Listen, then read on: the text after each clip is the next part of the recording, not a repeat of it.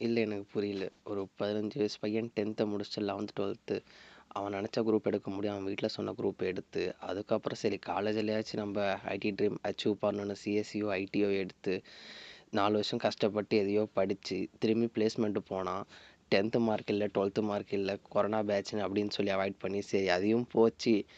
அதுக்கப்புறம் of கேம்பஸில் try பண்ணா. Off campus try பண்ணா கோர்ஸ் முடிச்சா தான் வேலைன்னாங்க. சரி கோர்ஸையும் முடிச்சு உள்ளே போனா, ஃப்ரெஷர்ஸுக்கு ஸ்கில்ஸ் பத்தலைன்றாங்க.